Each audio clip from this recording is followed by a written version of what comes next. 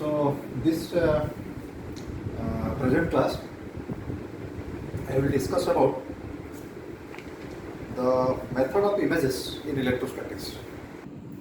Normally images are used in the optical part. Like for example, if you consider plane mirror and an object is held here, d distance in front of the mirror, you find a virtual image exactly of the same height and exactly same distance behind the mirror. So for a real object, you get a virtual and direct image for a plane mirror. And if you consider a curved mirror like concave mirror or convex mirror, or in case of lenses, either convex lens or concave lenses, for every object you get an optical image, and that optical image can be a real image, that optical image can be virtual image, that optical image can be erect, or that optical image can be inverted. Like this, I will discuss how this image formation is having importance in electrostatics. So in electrostatics, you see there are two fields again. One is scalar field and another is vector field. And the scalar field is easier to handle because it is a scalar physical quantity, can be easily added without going into rigorous calculations. And the scalar field is your potential. So let me give a simple example. Suppose you imagine a charge held here, point charge, where the charge is concentrated at a point, let us say positive charge, and you consider a point P, distance r away. What is the potential at the point P due to this charge? We can say it is 1 upon 4 pi epsilon naught q by r. That is a very simple expressions for potential. Secondly, you just imagine two charges are there. One is plus q1 and suppose another is plus q2 charge, and you choose a point P here, and the distance from q1 to the point P is r1, and distance from q2 to point P is r2. And what is the total potential? Just scalar additions. That means you find a potential at the point P due to q1, and you find a potential at the point P due to q2, and you just add the two expressions. You would get like this: 1 upon 4 pi epsilon naught q1 upon r1 plus 1 upon 4 pi epsilon naught q2 upon r2. So if two point charges are there, just by finding the scalar additions, you are getting the resultant potential at the point P. Next case, you see. Suppose the point charges is replaced by a distribution of charge. Like suppose a charge is distributed like this on a line, and let us find out what is the potential at the point P. Then what is the protocol you will follow to find the potential of the point P? So you choose a very small elementary charge, isn't it? And due to the small elementary charge, you find the potential at the point P, and the potential at the point P, I can write dV will be equal to 1 upon 4 pi epsilon naught. Then you write dq by r. So that is the potential at the point P due to that small elementary charge. Then what you will do? You have to find the total potential at the point P due to the total charge here. Now you have to integrate it. So by integrating this, you will get the total potentials. So how to integrate it? Now you know the standard procedures. You take a small portions here, Now that dq will be equal to lambda into dz. What is dz? The length of this. Then by simple mathematical calculations, you can find out the total potential there. Very easy to obtain because it is a scalar integrations. So this is how you can find the potential at this point due to a charge distributions. Next part, let us see. Now suppose you find a situation where there is presence of a point charge and a distribution of charge. For example, you just imagine a situation like this. So this is a distribution of charge like this. Distribution of charge like this, and you are getting another point charge like this. So two systems are there: point charge and distribution of charge. And our objective is to find out the potential at the point P. Now here comes the limitations of the algebraic additions. Here we cannot get the potential at P due to Q and potential at P due to this and due to R. It will be a burdensome problem. So here, when situations of this type occurs, or the situations where there is a combination of charge, point charge and distribution of charge, and we have to find out the potential at any point due to the point charge and distribution of charge, then we will follow the method of images. And if you follow the method of images, this particular problem can be much simplified and we can find the resultant potentials in a very simplified manner. So, method of images will be applied when there is a combination of point charge and a distribution of charge. So, let us solve one example here. So, what is the example here? Let us choose a conductor, plain conductor, chargeless, okay, uncharged conductor, plain conductor, and you hold a positive charge here, okay. So this is an uncharged conductor, no charge, and I am holding a plus Q charge here, and my objective is to find the electric potential at the point P due to the point charge and the conductor. Now what happens? What happens if you keep a charge at some distance above a conductor? Let us this is your d distance. The charge is held at a distance d, and this direction, let us say z directions, and let us imagine the conductor is held in xy plane. Okay, so the conductor is held in xy plane, and a positive charge is held along z directions at d distance above, and our objective is to find the potential at the point P. So what will happen if a charge is held, positive charge is held above a conductor? Now what happens? The conductor contains loose charges, free electrons. So what happens? You will find the situation like this, that the negative charges will come to this side and the positive charges will come to this side. This will be the changes you will find, because the conductor as a whole is uncharged or neutral conductor. So you get negative charge here and you get positive charge here, and if you are giving plus Q charge here, and what is the total charge, negative charge, you will find the total negative charge is minus Q. Okay, you find the total negative charge is minus Q. And if the total negative charge is minus Q, the total positive charge is plus Q, and the total charge of the conductor is 0.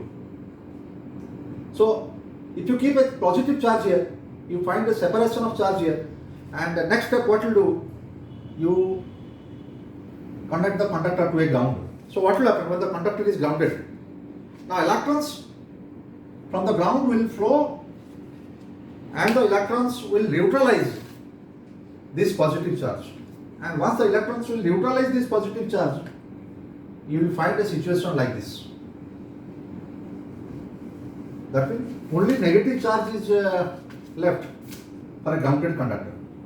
So for a grounded conductor, only negative charge minus q is left, where it is a plus q charge and the conductor is grounded. Okay. So you get a positive point charge and a negative charge which is distributed throughout. Now you have to find out the potential here due to positive charge, point charge and negative distribution of charge. And as the conductor is grounded, its potential is 0. Now, we will apply the method of images. So here the plane conductor, infinite dimensions, lying in xy plane, you just imagine as a plane mirror. So you just imagine the conductor as a plane mirror and the positive charge as a point object. So what will happen when a positive charge behaves as a point object held at d distance above? You find an image exactly d distance below. So what will happen if you imagine this as a plane mirror exactly d distance below? You find a virtual image. So you find a virtual charge here. So if this is plus q, I will keep the virtual charge as minus q. Now why this is plus q and why this is minus q? Let me explain it. Now why this is the magnitudes are same? You see the magnitudes are same because if you give plus q charge here, exactly same charge is induced here. And what is the same charge? Magnitude is q, here is q, and of the opposite nature is induced here. Therefore, if this is a real charge plus q and this acts as a mirror, the virtual charge is minus q, exactly d distance below, so that all the boundary conditions must be satisfied. So what are the boundary conditions? Boundary condition is your potential at this plane should be 0. Yes, it is 0 because the plus q charge will give a potential here and the minus q charge will give a potential here. So this potential is positive and this potential is negative, so the net potential is 0. So the boundary conditions are satisfied. Therefore, what you can do, now if this is a plus q charge and if this is a minus q charge, and now the combination of plus q and minus q charge, that constitute an electrical dipole. So initially the system is plus q charge and a conductor. Now the conductor behaves as a plane mirror. Therefore, this negatively charged conductor now can be replaced by the image charge minus q. So I will remove this one now. Now you will get like this. So a combination of, you see again, listen carefully. So a combination of plus q charge and a conductor is equivalent to a combination of plus q charge and minus q charge. And what is the distance between the plus q and minus q? Now the distance between the plus q and minus q is 2d. So the problem is very simplified now because of the combination of plus q charge and a conductor is now replaced by a combination of plus q and minus q separated by 2d distance apart. So now the problem can be simplified considering this as a dipole. So let us say this the origin is 0 and we'll find the potential at the point P. So the potential at the point P, let us say point P is here, and from plus q this distance is r1 suppose, and from minus q this distance is r2, and the total potential due to this dipole is same as the total potential at the point P due to the positive charge and the plane conductor. Both are equivalent. That means the positive charge and the plane conductor is now replaced by a positive charge and negative charge. So what is the total potential now at the point P? Total potential I can write V will be equal to 1 upon 4 pi epsilon naught. Potential at the point P due to Q is Q upon R1. And what is the potential at the point P due to minus Q is minus 1 upon 4 pi epsilon naught Q by R2. So the total potential I can write is Q by 4 pi epsilon naught 1 upon R1 minus 1 upon R2. This is how the method of images will work. That means you just constitute a dipole and you solve the potential at any point due to the dipole, you get the total potential now. Now the problem is we can express this, we can express the total potential. Now the total potential is expressed in terms of R1 and R2. Now I can express the potential in terms of x, y, z coordinates. So how you can express that? We can say, let us say here, this line, because originally the conductor was held in xy plane and this is your z coordinates and this gap is your d and this is your R1. So how to express your R1 in terms of xy and z coordinates, and how to express R2 in terms of xy and z coordinates. So how to write R1?